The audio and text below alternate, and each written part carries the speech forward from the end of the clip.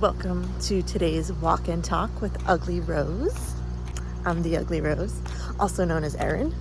So today's walk and talk is going to briefly talk about neuroplasticity and how we can choose happiness, with some tips on how to bring about neuroplasticity in your brain. Let's first talk about how amazing our brains are. They are neuroplastic.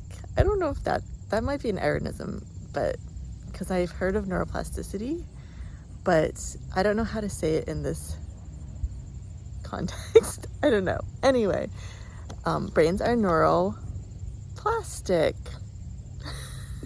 which basically means that they can change. So if you're stuck in a state of terror, your brain can change that. And I know when you're stuck in terror, it feels like it's never going to end, but our brains are amazing and it does end.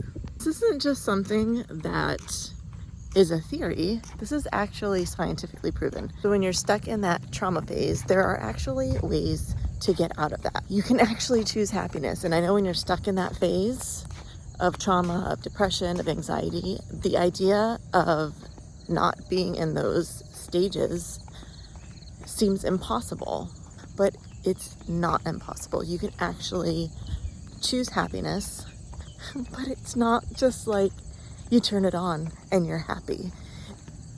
It takes time and effort, but it can happen, and you just have to believe that it can happen. I know this is real and that it can happen because I have done it myself. So I wanted to just go through a few steps on what I did to be able to choose happy. I really hated that. You can choose happiness. I really hated that when I was in the depths of hell, because I just kept on thinking, do you really think I would be choosing to feel this horrible? No, I don't think so. One thing to do is to follow and surround yourself with people that are going to uplift you and not let you stay in that place of fear.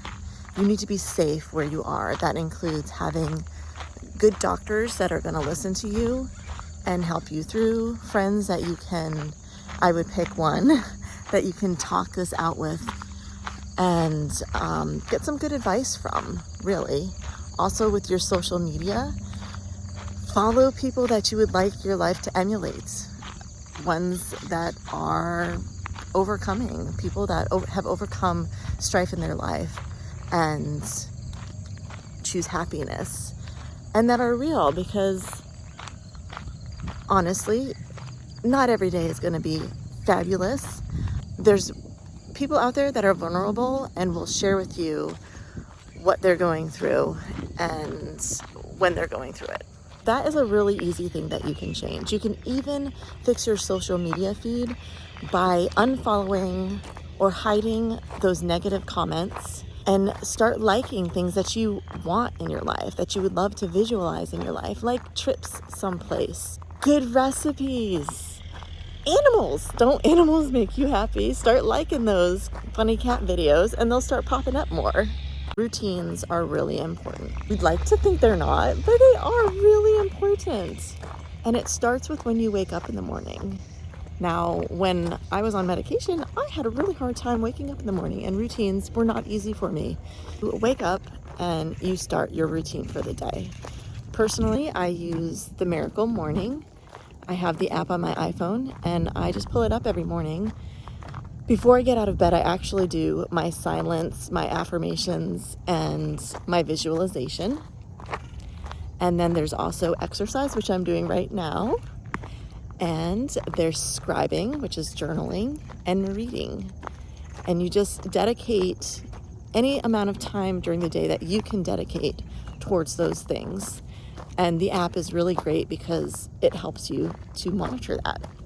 Not just your morning routine, but also your daily routine. What are you doing throughout the day to make your life a better life where you can choose happiness? You want to feel joy. If you are so unhappy, you need to change things, because it's not often that you can actually heal in the place where you got sick in. Not saying it's never been done, but it's going to be a whole lot easier and take a whole lot less effort if you do change those situations. Create boundaries that will help protect your peace and keep these boundaries with yourself and with the people that you interact with. This isn't always an easy thing.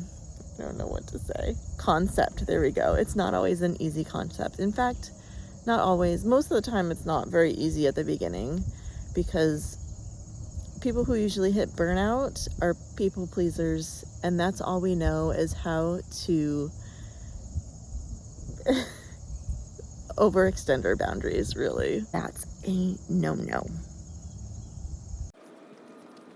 Almost forget to mention yoga. Get your body moving and make this part of your exercise, especially if you're suffering from PTSD, because that is one of the best ways to combat PTSD is through yoga and learning how to be in your body again. Because often with PTSD, I was there, and you dissociate and you don't want to be in your body anymore because you're not safe. You don't feel safe anywhere, even if you are safe. Put yoga on your list of things to do. So I just want to keep these short videos. So let's go over the things that you can do to start changing your brain so that you can choose to be happy.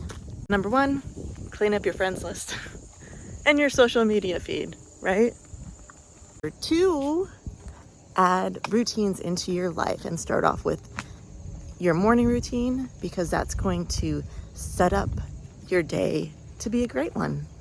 Number three is putting boundaries in your life and keeping them to protect your peace. Number four is yoga. Subscribe to my channel, The Ugly Rose, for more walk-in talks with some little pearls of wisdom for your day. Today is just about neuroplasticity, but we'll see what happens next. And then after that, and then after that, and then after that, I hope you have a great day. Talk to you later. Bye.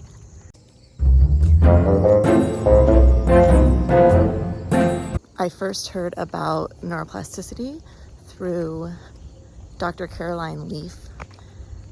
I saw her on a video. I don't know if it was a video or a podcast with Lewis Howes and the School of Greatness. So you can look that up. Maybe I will link it here so that you can actually watch it yourself. And I did purchase her book. It's something like Clean Up Your Mental Mess or something like that. And my mind was a mess at that time, and it's not anymore. So yeah, that's great, right?